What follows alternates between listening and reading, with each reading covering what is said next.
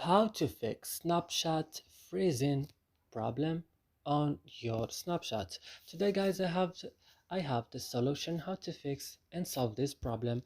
Just follow this video until the end. So let's start.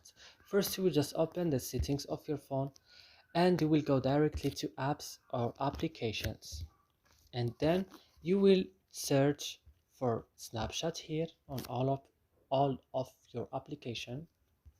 As you see, you will open now Snapchat and you will go directly to storage, and you will go to the last button here, clear data, click OK and go back to first tab, click OK and go back, and that's it, your problem will fixed. So I hope this video is useful for you.